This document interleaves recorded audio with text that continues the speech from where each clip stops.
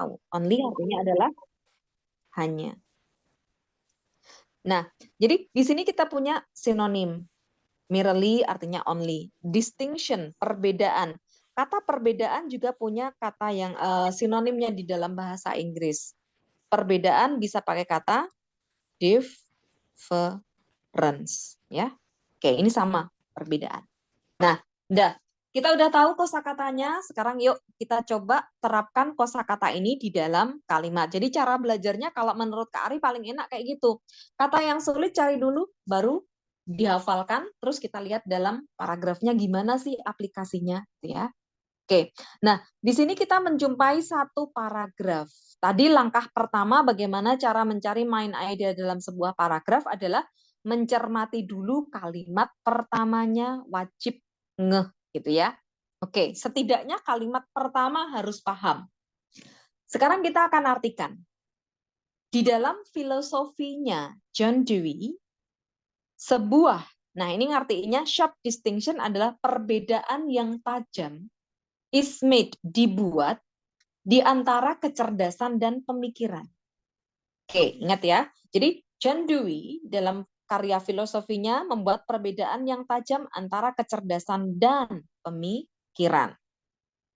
Kalimat kedua, menurut Dewey, kecerdasan adalah satu-satunya jalan mutlak untuk meraih keseimbangan antara realisme, kenyataan, dan idealisme.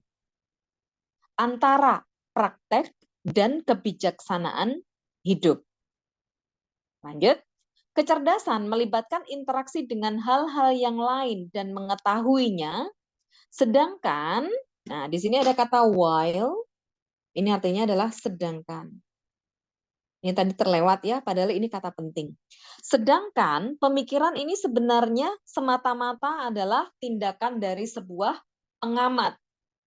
Sebuah pikiran yang melihat atau menangkap objek di luar dunia benda-benda.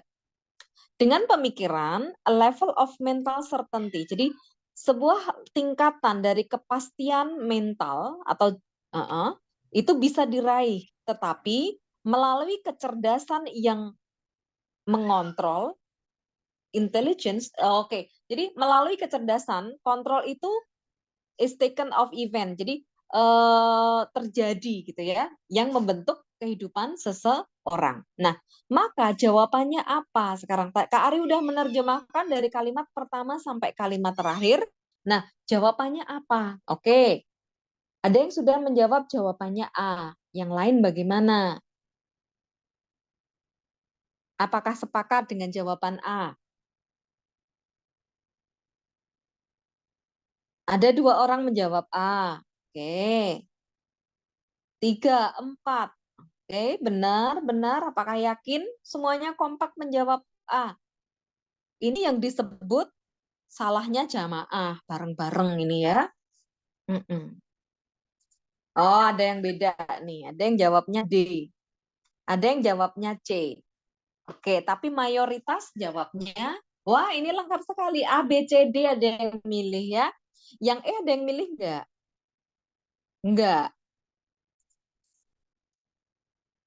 Ada juga, tapi dia juga bisa miss. Oke, sekarang kita bahas ya, intinya apa ya. Oke, jadi lengkap sudah. A sampai E semuanya ada yang memilih. Nah, tidak ada yang dianaktirikan. Aku D aja deh, ya wis. Sekarang tetapkan jawabanmu, nanti cep cip cep siapa yang benar ya. Feelingnya masuk kemana. Oke, sekarang di sini. Tadi Kak Ari menjelaskan bahwa perhatikan kalimat pertamanya. Di sini kalimat pertama, di dalam filosofinya John Dewey. Maksudnya apa sih filosofinya John Dewey? Berarti John Dewey ini menghasilkan sebuah karya filosofi. Di mana di dalam filosofinya itu, dia membicarakan tentang adanya perbedaan tajam antara kecerdasan dan pemikiran. Jadi di sini membahas tentang adanya perbedaan antara kecerdasan dan pemikiran menurut John Dewey. Sekarang lihat kalimat kedua, apakah support kalimat satu, kan gitu. Berarti dugaan ide pokok kita itu adalah berarti tentang adanya perbedaan antara kecerdasan dan reasoning. Nah, sekarang kalimat kedua, menurut Dewey, kecerdasan adalah titik. Sedangkan ini di sini di bawahnya kalau reasoning adalah ini. Nah, berarti kalimat kedua dan kalimat-kalimat selanjutnya merupakan penjabaran. Jadi kalimat dua di sini merupakan penjabaran dari kalimat satu, ya kan? Nah, berarti di sini kita udah temukan ide pokoknya itu ada di kalimat yang pertama. Yang mana? Ini loh. Ini main idenya. Nah, dari sini kita simpulkan mana yang sama konteksnya dengan di sini. Kalau yang A, kita bahas intelligence of John Dewey. Ini yang dibahas adalah kecerdasannya John Dewey. Nah, berarti A salah. Sekarang yang B, distinction yang dibuat oleh John Dewey. Perbedaan-perbedaan yang dibuat oleh John Dewey. Nah, tadi ketika menentukan topik kan nggak boleh terlalu umum. Perbedaan tentang apa? Jadi ini terlalu umum yang B, makanya B juga tidak bisa. Sekarang yang C, idenya Dewi tentang kemampuan untuk memikirkan sesuatu. Kan tidak hanya tentang kemampuan untuk berpikir. Ini juga menjelaskan tentang kecerdasan. Berarti C salah. Sekarang lihat, how intelligent differs from reasoning in Dewey's work.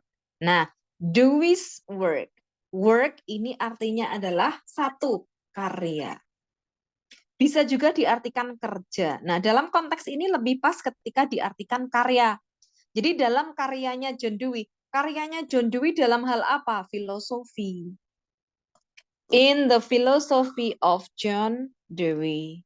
Sama kan? Sama. Terus, how intelligent, bagaimana kecerdasan differs. Nah, di sini kita punya kosakata yang berbeda. Di sini menggunakan kata differ. Differ ini artinya berbeda. Di sini dibilang a sharp distinction. Distinction ini tadi sinonimnya adalah difference. Difference ini adalah kata sifat, sedangkan kata differ ini adalah kata kerja. Di sini kita punya differ, kata sifatnya different, bukan kata sifat, maaf. Ini adalah kata benda. Ini noun, ini verb, differs. Maka jawabannya yang pas adalah yang D. Nah, kenapa yang E enggak? John Dewey's work in philosophy. Nah, jawaban E ini mirip seperti jawaban yang B. Kenapa masalahnya di sini sama dengan B ini? Di sini adalah terlalu umum.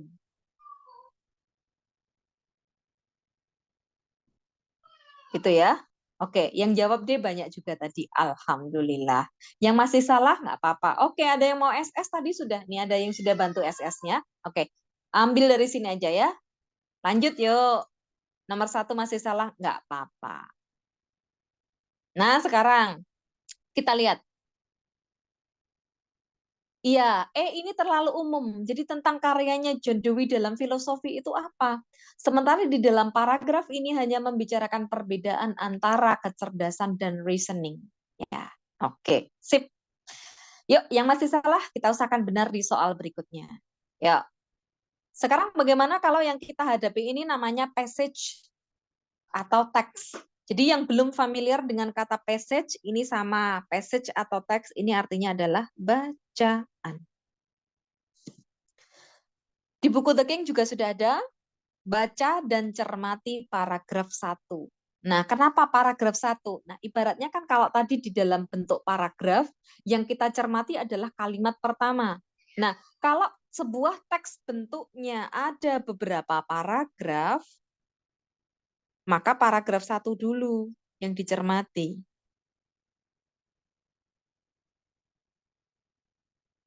Soal SNBT standarnya misalnya 4 atau 5 paragraf ya.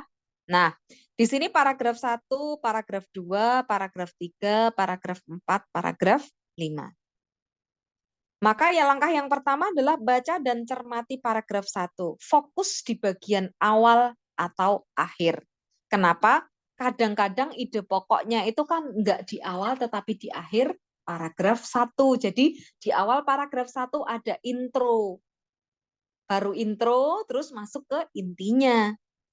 Nah, makanya kalau paragraf 1 usahakan baca tuntas sampai akhir. Oke. Nah, kalau udah berarti di sini sudah namanya dugaan ide pokok. Dugaan main ide-nya sudah ada. Entah itu di awal, entah itu di akhir. Nah, sekarang kalau sudah dapat dugaan ide pokok, maka kita harus ngecek. Seperti tadi langkahnya. Kalau tadi cek kalimat kedua, berarti ini cek paragraf kedua. Loh, duh kok banyak. Kalau kosakatanya nggak ngerti gimana? Usahakan paham kalimat pertamanya. Jadi, kalau paragraf itu letaknya di tengah, ide pokoknya itu ada di awal. Yang lazim ya, tapi kadang-kadang memang harus menyimpulkan, tapi ini kasus yang agak sulit gitu ya. Jadi ide pokok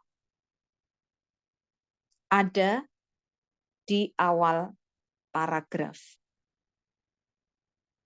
Ini biasanya. Kadang-kadang awal ini tidak selalu kalimat pertama. Bisa jadi ini ada di kalimat pertama, bisa jadi kalimat pertama dan kalimat kedua. Jadi jangan cuma satu kalimat, tapi kadang-kadang mundurlah satu kalimat gitu lagi ya. Itu untuk lebih amannya. Nah, kalau sudah, berarti kan sama langkahnya seperti tadi. Kita udah punya dugaan ide, di kalimat di paragraf kedua dijabarkan tidak. Di paragraf ketiga dijabarkan tidak. Kalau iya berarti dugaan kita benar. Kalau enggak berarti kita harus mencermati lagi sampai paragraf terakhir.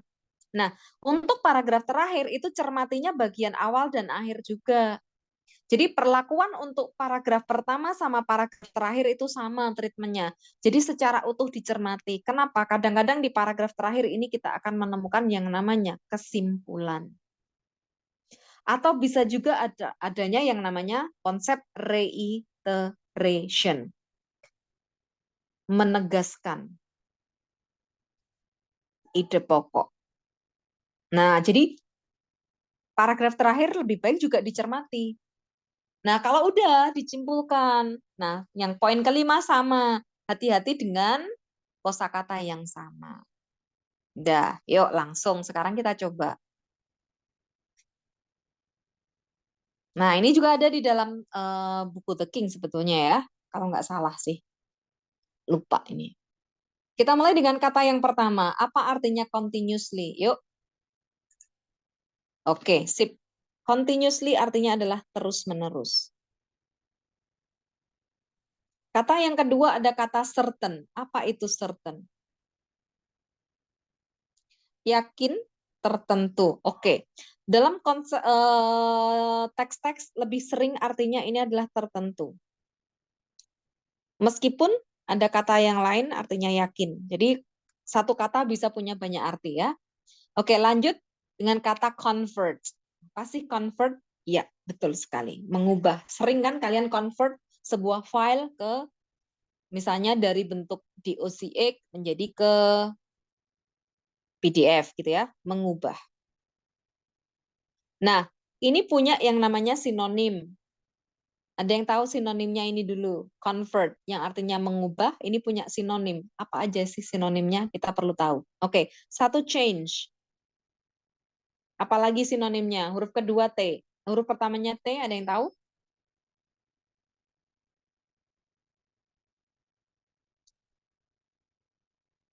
Oke, absorb, terserap, return kembali. Oke, boleh.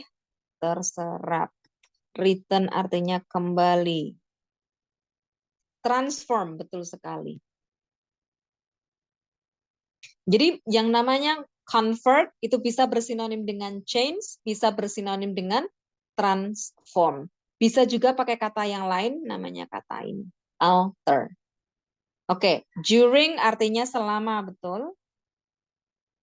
Absorb terserap, cause menyebabkan. Kalau opposite, oke, tanaman, plants. Tadi ada yang jawab opposite, di depan, oh bukan. Kalau di depan itu in front of atau before. Nah, itu artinya di depan. During bukan selama. Selama, opposite tidak mendukung. Oh iya. Nah, yang namanya tidak mendukung itu artinya berlawanan, ya kan? Mm-mm. Oke, ya. Terbalik, iya, berlawanan. Intinya adalah berlawanan gitu ya, kalau opposite. Oke, yang mau screenshot silahkan yuk. 1, 2, 3. 1, 2, 3. Udah ya? Yuk.